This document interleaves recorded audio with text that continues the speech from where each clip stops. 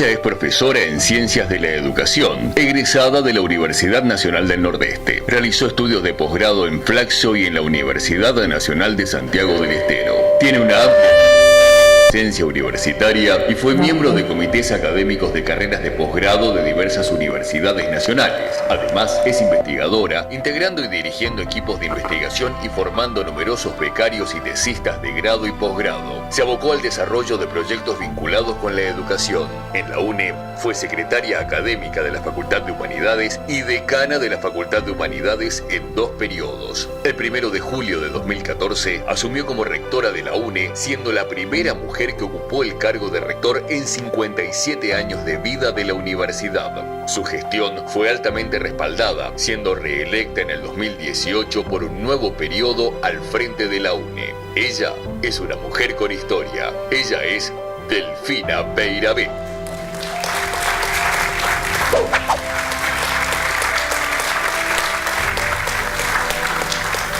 Bueno, buenas noches.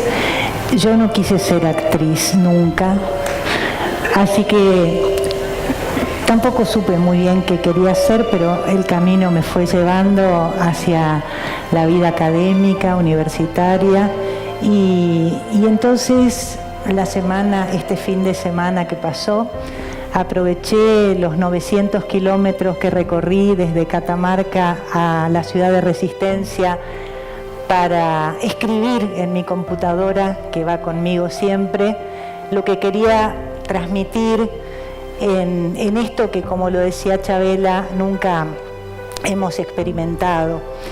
En primer lugar, yo quiero agradecer a María Teresa, que me invitó a participar, y quería también decirles que viví 2 situaciones que me ocurren sucesivamente y simultáneamente con mucha frecuencia en mi vida.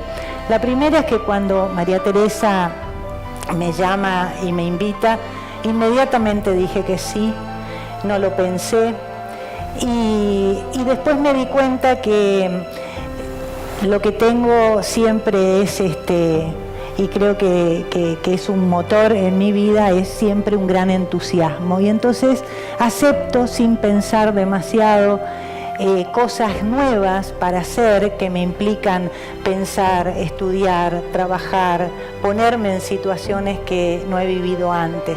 Y la segunda situación, cuando me doy cuenta de esto, es que me arrepiento notablemente, y entonces digo, ¿para qué lo hago? ¿Por qué lo hago? Y eso es lo que estoy tratando de remontar en este momento, porque son las 2 cosas que viví simultáneamente. Y entonces fui escribiendo lo que yo quería comunicar y compartir con ustedes para no perderme en el discurrir, y también para poder compartir reflexiones que no sean solo que queden en el plano de lo anecdótico o en el plano de lo superficial, y que pueda transmitir algo que sirva a alguien de mi propia cosecha. Quiero señalar que entiendo que estoy aquí porque me toca cumplir una responsabilidad importante, que es ser rectora de la universidad, y eso me pone en situación de tener que trabajar cotidianamente y conducir una institución que tiene 60.000 estudiantes, unos 6.000 trabajadores docentes y no docentes, y firmo innumerable cantidad de papeles de lo que son testigos en mi casa, porque a veces traigo esas cajas que inundan el living de mi casa e inundan también a veces mi dormitorio.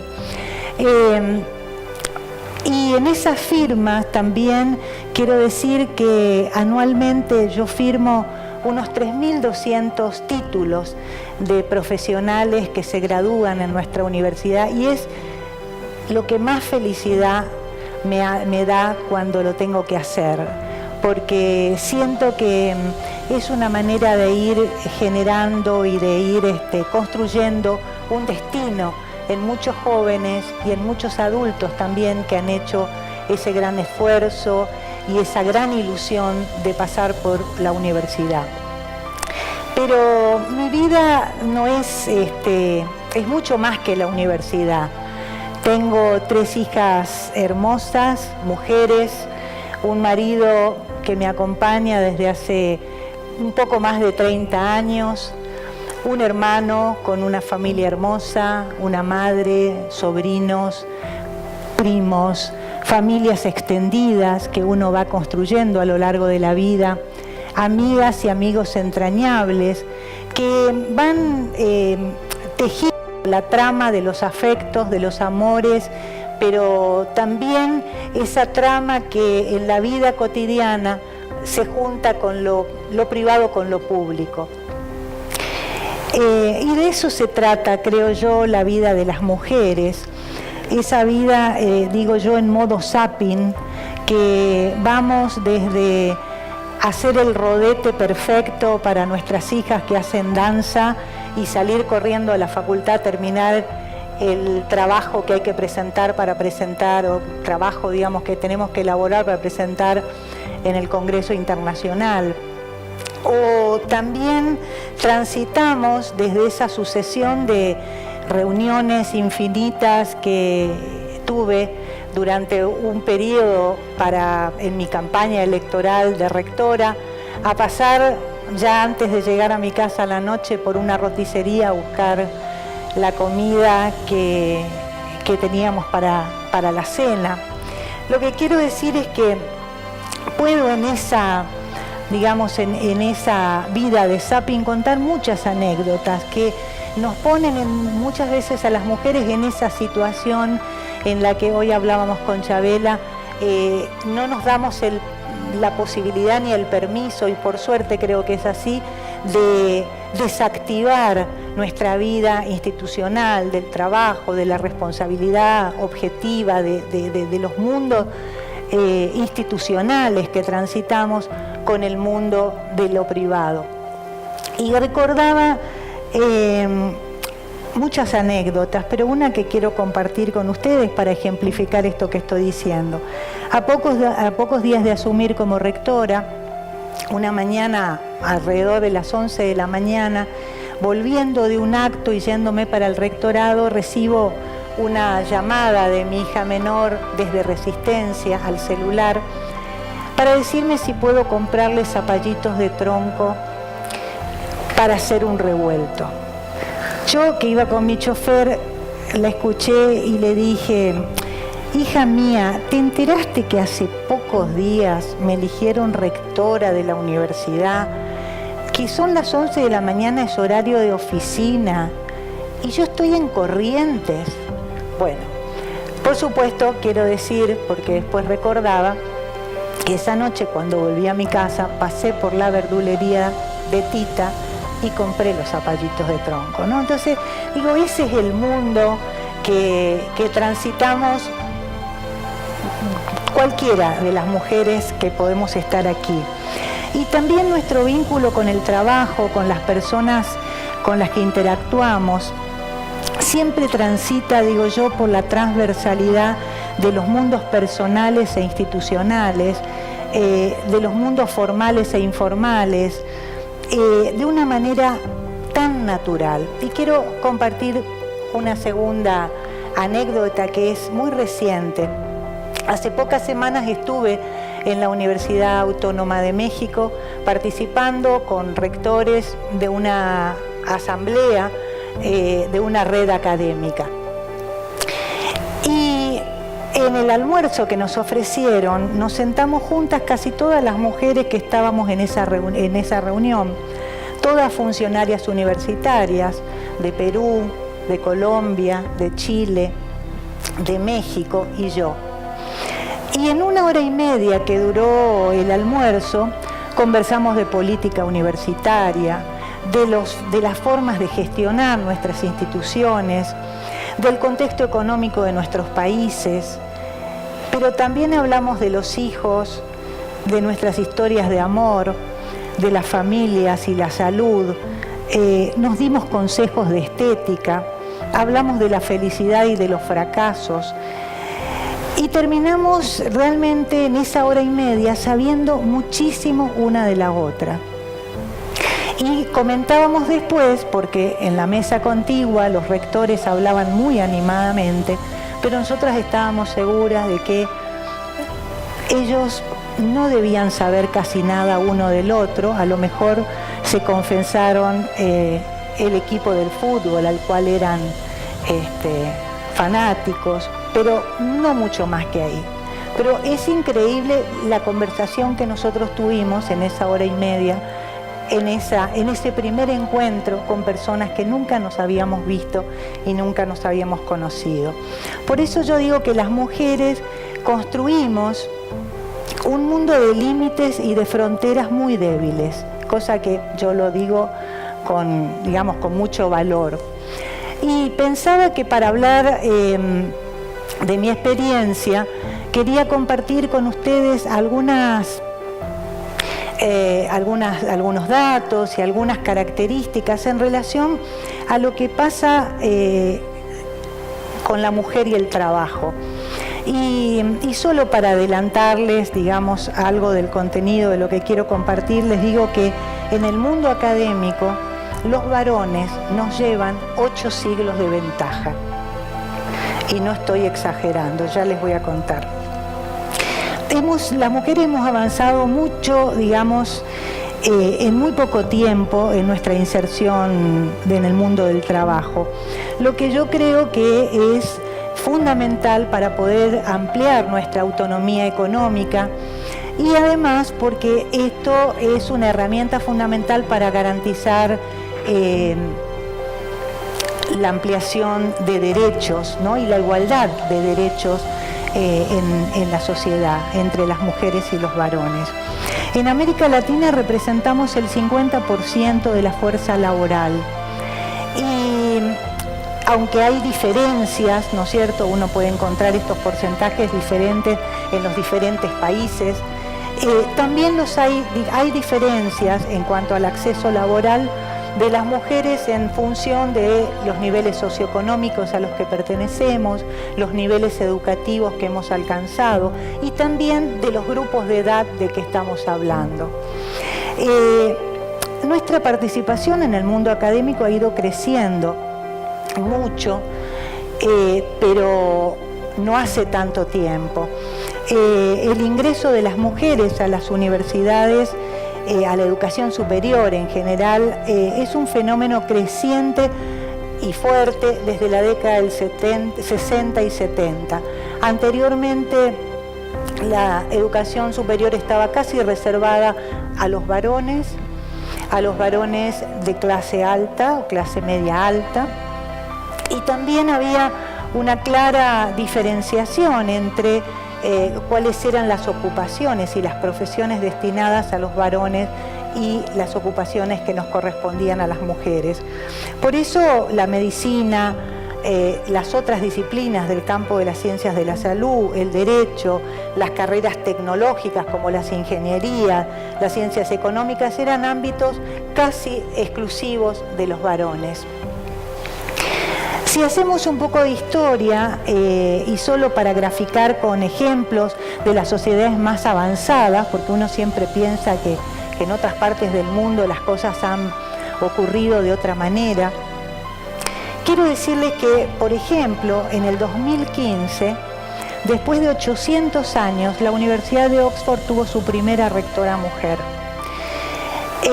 La Real Academia Española, de 300 años de historia, incorporó en el 2014 a la 10ª mujer investigadora, miembro de eso. En el 2015, mientras 285 varones habían sido galardonados con el premio Nobel, solo fuimos 49 mujeres los que obtuvimos ese premio y solo 8 mujeres invitadas a dar el discurso o un discurso en el banquete de entrega del Nobel. Esto, uno puede encontrar muchos datos en relación a esto, ¿no? Lo que nos muestra que el ingreso de las mujeres al mundo académico se dio en Europa entre mediados y fines del siglo XIX, pero este es un fenómeno fundamentalmente del siglo XX y el siglo XXI. Lo que quiero señalar con esto es que esta corta historia en la evolución de las instituciones científicas y académicas respecto de cuál es el lugar que las mujeres hemos ocupado allí. Actualmente las mujeres accedemos a la educación superior en mayor proporción que los varones. El 56% de los ingresos de los estudiantes que ingresan a la universidad son mujeres y el 60% de los que se gradúan son mujeres. De manera que hemos sabido, digo yo, acelerar esos tiempos y tratar de acercarnos a pesar de los 8 siglos de ventaja que nos llevan los varones, que yo siempre se los recuerdo porque ahora yo les voy a mostrar mi mundo transita muchas veces, como lo ustedes están viendo en esas fotos, que yo le he pedido a la gente de comunicación, son fotos nuestras, que pueda hacer el ejercicio. Allí estamos, este es un plenario de rectores en la universidad, en la UNOVA, y aquí estamos las mujeres. No los quisimos convertir en plantas, en árboles, pero era una manera más estética, me dijo el que hizo esta composición, de reemplazarlos. Ese es así en ese mundo de imágenes, donde en el tumulto no se refleja, pero ahí estamos. Esas somos las mujeres que participamos de los plenarios de rectores. Respecto a las mujeres que hacen ciencia, ocurre algo similar. La UNESCO ha hecho un relevamiento sobre 108 países y el promedio de mujeres que hacen ciencias es alrededor del 30%. Argentina es uno de los países que tienen un porcentaje, una proporción más alta de mujeres. Estamos en el 53% de mujeres investigadoras. Le sigue Brasil con el 48%, México con el 32%, Chile con el 27%, ¿no? Y uno se pregunta cómo es el acceso a los puestos de decisión o jerárquicos. Bueno, ese es el techo de cristal que nos cuesta tanto ir atravesando. Y las tendencias mundiales marcan y muestran que la proporción de mujeres que ocupamos lugares jerárquicos en las organizaciones o en las instituciones es muy bajo. Y además un dato interesante, que cuanto más grandes son las instituciones o las empresas, menos posibilidades hay de que estén conducidas por mujeres. La OIT ha señalado que ocupamos solo el 19% de los lugares en los consejos directivos y solo el 5% de las empresas grandes tienen direcciones generales a cargo de mujeres. Es decir que las oportunidades laborales para las mujeres en estas estructuras y en estos niveles jerárquicos son dificultosas, y hoy Chabela señalaba, no es fácil, ¿no es cierto? Pero hay algunas condiciones que hacen que algunas mujeres tengan mayores oportunidades que otras. Obviamente el nivel socioeconómico, el haber podido lograr y acceder a niveles educativos altos, y por eso es tan importante que promovamos, que estimulemos que las mujeres se eduquen y se formen y tengan la oportunidad de tener acceso a la universidad. Pero también depende de que tengan menores responsabilidades familiares o bien que tengan estructuras familiares y afectivas de contención para que nos ayuden en esa tarea que es tan importante y tan fundamental para las mujeres como es la crianza y la reproducción de nuestros hijos y de nuestra sociedad. ¿Cómo se da el techo de cristal en las universidades? Bueno, aquí estas fotos que ustedes están viendo creo que son más que efectivas para contar Y paso algunos datos simplemente para cuantificar. En un estudio que se hizo sobre 200 universidades de América Latina, el 84% de las universidades están a cargo de varones, solo el 16% de mujeres. Después de 400 o casi 400 años, la Universidad Nacional de Córdoba tuvo por primera vez una rectora mujer. En esta reunión que estuve en México tuve la oportunidad de compartir, digamos, la reunión con la primera rectora mujer de la universidad más antigua de América, que es la Universidad de Santo Domingo, más de 500 años de historia. En nuestro país, sobre 57 universidades, solo somos 5 rectoras mujeres que hemos sido electas, ¿no?, por los claustros y por sus sistemas. Y cuando las mujeres decidimos hacer una carrera laboral y ocupar cargos típicamente masculinos, debemos enfrentar más exigencias que los varones, porque en general las mujeres estamos siendo evaluadas por nuestras condiciones típicas de las mujeres y menos por nuestras trayectorias, nuestros antecedentes, nuestras capacidades profesionales. Hay una base todavía cultural de prejuicio respecto a las capacidades que tenemos las mujeres para conducir, para tomar decisiones, para ocupar lugares de poder. Y yo creo que es importante y es fundamental que las mujeres ocupemos esos lugares. Y en el caso de la universidad, me parece, y es un trabajo que cotidianamente hacemos con el equipo que me acompaña, tratamos de visibilizar aquellos problemas y aquellas situaciones que tienen que ver con la desigualdad, con la discriminación, con la violencia y con otros temas que no son de las mujeres, son temas de la sociedad que todavía tenemos que mejorar y que tenemos que trabajar. Y por eso yo creo que las mujeres, cuando ocupamos lugares como los que yo desempeño, tenemos casi la obligación de pensar en políticas y en estrategias de igualdad de género que atraviesen la vida institucional. No es solamente pensar en tener protocolos de acción frente a situaciones dramáticas. Hay que pensar desde otros lugares cómo nosotros podemos trabajar las normativas, la paridad de género en la integración de comisiones, atender las situaciones vitales que enfrentamos las mujeres, a veces a diferencia de los varones, en las condiciones de trabajo y muchas otras cosas más. Quiero ir terminando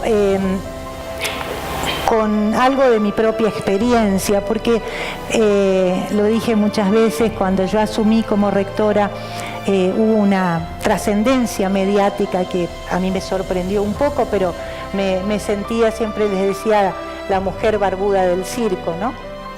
Y entonces me preguntaban muchas veces cómo llegué a ser rectora, si fue difícil y cómo yo lo vivo a esta situación. Sí fui la primera vicerrectora de la universidad y luego la primera rectora mujer, como se decía en la presentación, en casi 60 años de mi universidad. Y siempre preferí pensar y creer que es un logro colectivo, que es el resultado de un largo proceso en el que se han involucrado muchas mujeres, mujeres docentes, mujeres investigadoras, mujeres trabajadoras en el ámbito académico y científico, y que me antecedieron, ¿no? Y esa es una referencia, y que también tiene que ver obviamente con mi propia historia familiar, con mi genealogía familiar y con los cambios de época que estamos viviendo, que nos permiten ir incorporando prácticas sociales de mayor igualdad, de mayor reconocimiento y de valoración de los otros, independientemente, en este caso, de nuestras diferencias de género. Otra idea importante para mí es que yo creo que los lugares de representación, los lugares de autoridad, los lugares de poder, cuando se ejercen o cuando se logran, son siempre ejemplificadores. Quiero decir, más allá de las intenciones que nos mueven cuando, digamos, ocupando esos lugares, ¿no es cierto? Por eso yo digo que cuando nuestros dirigentes son autoritarios, o nuestros dirigentes son violentos o son corruptos, el efecto social de sus actos es de gran impacto para la configuración de las subjetividades y de la sociedad, de los patrones culturales que rigen la organización de la sociedad. Y ese lugar de referencia que uno ocupa, por eso digo, es multiplicador, para bien o para mal. Digo esto porque lo que quiero decir es que esta posición de funcionaria la asumo con más carga y con más responsabilidad que si creyera que ser rectora es un logro personal o es el producto de méritos individuales. Si uno cree que llegó solo por sus condiciones, por su esfuerzo, por su voluntad, también cree que los éxitos son propios y que los fracasos, bueno, son individuales y no le afectan a nadie.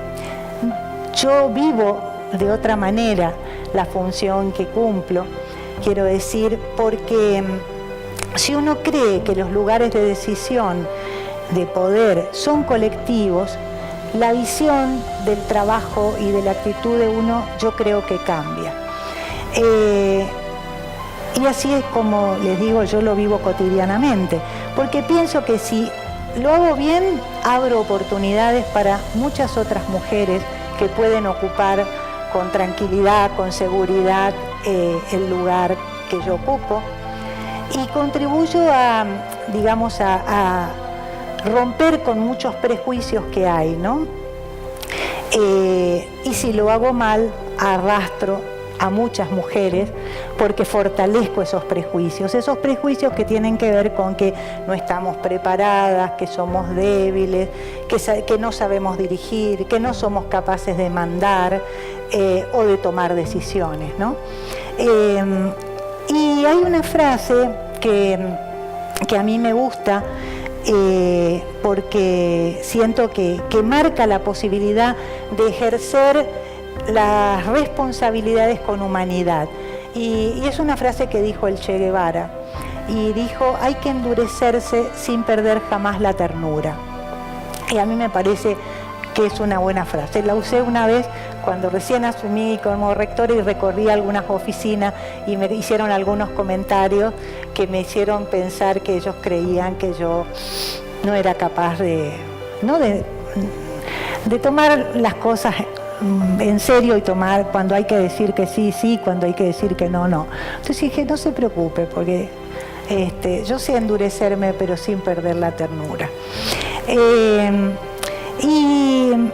Y yo creo que también las mujeres tenemos una capacidad de poder conciliar intereses diversos, poder articular posiciones diferentes también, para construir consensos, para poder brindar mayor participación y para fortalecer la convivencia democrática. Yo creo que ese es un gran desafío que tenemos todos, pero yo creo que las mujeres estamos haciendo bastante en esa materia.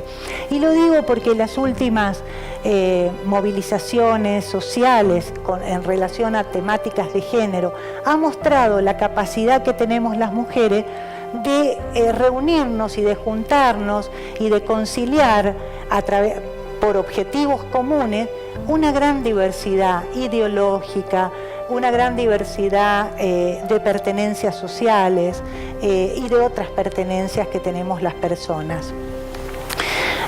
Podría decir también que desde una apreciación personal, yo nunca me sentí discriminada en la universidad. Pero no puedo decir que esta realidad se pueda generalizar a todas las mujeres, porque, digamos, yo lo que señalo es que no se llega solo por la buena voluntad o el deseo. Hay factores que yo creo que fueron marcando, como decía, mi vida personal y las oportunidades, y voy a mencionar algunos que creo que tienen que ver con algunas de estas imágenes. Provengo de una familia de padres universitarios, que son la primera generación con estudios superiores de sus propias familias. Padres que me estimularon y que me apoyaron mi formación profesional de grado, de posgrado, y que a los 22 años, cuando terminé mi carrera en la universidad, me apoyaron a que me fuera a Buenos Aires a estudiar, a trabajar, donde transité esa etapa muy feliz de mi vida durante 5 años.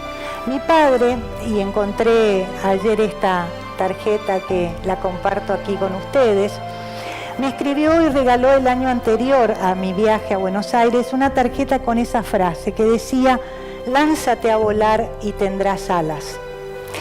Donde me decía, atrás está escrita por él, y me decía: para Delfina, que ya se lanzó a volar y tiene sus alas propias, que yo veo crecer en la tierra y en el aire año tras año. Por eso le dedico esta tarjeta en esta Nochebuena como regalo de amor y todas mis esperanzas para 1982, sabiendo que nos une la misma simpatía por el mundo que crece entre los 4. Mi madre, allí también, una mujer que desde muy chica se abrió caminos, apasionada por el estudio y el conocimiento, y que se decidió hacer una carrera lejos, muy lejos de su familia en esa época. Se recibió de nutricionista y a fines de la década del 50, con solo 22 años, viajó a especializarse a Centroamérica. Fue una profesional que trabajó en funciones directivas en el área de la salud, en la provincia del Chaco, en nuestro país. También tuvo una activa militancia social por la igualdad de género, formando a muchas mujeres de esta región y participando en organizaciones no gubernamentales y en cargos legislativos donde promovió los derechos de las mujeres, como fue la Ley de Salud Reproductiva de nuestra provincia. Yo creo que es ella la que debería estar aquí compartiendo con ustedes su experiencia, porque no tengo ninguna duda, le tocaron tiempos mucho más difíciles de los que me tocaron a mí. También mi carrera académica y de investigación me llevó a interesarme a participar en actividades de gestión. Bueno, ya se mencionaron muchas de esas cosas por las que transité. Y entonces yo entendí en esa experiencia que participar en política universitaria significaba la posibilidad de construir colectivamente y de llevar a la acción proyectos, ideas, sueños, expectativas que uno tenía respecto a la transformación o a la modificación o a los cambios, en este caso en el mundo que yo me recorté, que es el mundo de la universidad pública. Y esta experiencia de ser decana, de tener otros cargos a nivel nacional y de ser rectora, han sido para mí de un enorme aprendizaje. Un aprendizaje muy rico que me permitió también crecer en mi capacidad para negociar, para articular, para escuchar y para participar activamente, interviniendo desde el ámbito de la política universitaria. Y entiendo que ese camino es fácil de transitar si uno lo hace en equipo, si uno lo hace con grupos de personas con las que comparte visiones, con las que comparte objetivos comunes, y también enormes diferencias, ¿no? Porque yo creo que eso es lo más rico de los trabajos en equipo. Aquí quiero decir, este es el equipo de gestión de mi primer mandato y hay una paridad de género absoluta.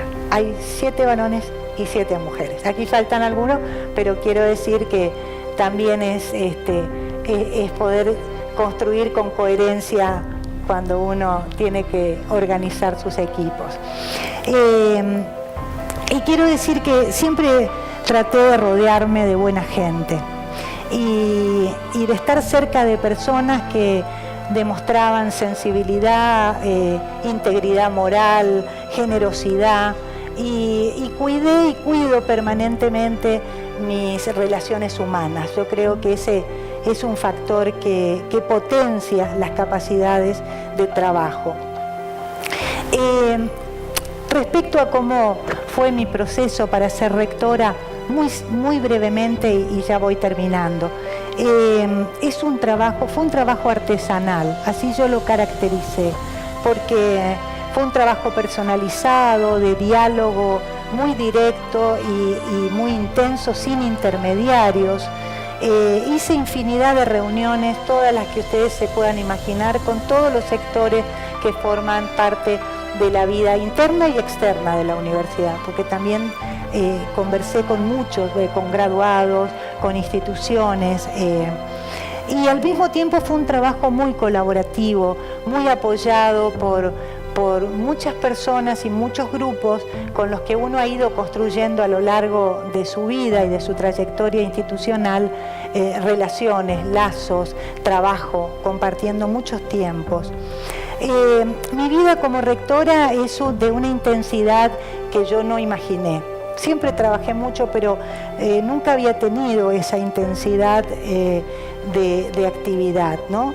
Y paso de hablar de los convenios de doble titulación entre nuestras carreras y universidades extranjeras a el arreglo de los pisos y la pintura de los lugares deportivos de la universidad. Paso de trabajar sobre el presupuesto de la universidad a elegir las cortinas del aula magna y el color de las butacas que hemos modificado, porque me ocupo de todas esas cosas, y si no, la gente me consulta y yo intervengo. Yo digo que de rectora a decoradora de ambientes, paso de mediadora entre los decanos a acompañante terapéutica de algunos de los miembros de mi equipo cuando quieren colgar a alguno de sus colaboradores o gente que trabaja. Transito por reuniones con empresarios, con banqueros, con embajadores, con rectores, con investigadores de todas las disciplinas, con gobernadores, con intendentes, con choferes, con ordenanzas, y transito por todas esos ámbitos y esos espacios de diálogo que, vuelvo a decir, para mí son de una enorme riqueza y de enorme satisfacción. Y si tengo que darles algún consejo a las compañeras mujeres, yo les diría que me parece que es importante, y esto también ha marcado mi vida, crecer en autonomía y en libertad para poder elegir siempre. Hay que empoderarse. Hay que sentirse segura de que estamos preparadas para afrontar cualquier desafío. Hay que disfrutar de lo que se hace, hay que vivir el trabajo, yo lo vivo al trabajo con alegría, saber que estamos aprendiendo siempre del otro y de los otros. Hay que generar relaciones humanas más integrales, más colaborativas, alejadas de prácticas de prepotencia y de imposición de ideas. El entrenamiento en la convivencia democrática es algo que tenemos que hacer todos los días en cualquier lugar que nos toque. Y fundamentalmente creo que hay que poder mantener siempre los pies en la tierra, y para eso es fundamental sostener el amor de los afectos, de los amores incondicionales, de la familia, de los amigos, de los tiempos sin tiempos, de los viajes, de lo que nos hace sentir vivos, ¿no? Y vivas. Y esa simpatía con el mundo del que me habló mi padre cuando tenía 21 años. Muchas gracias.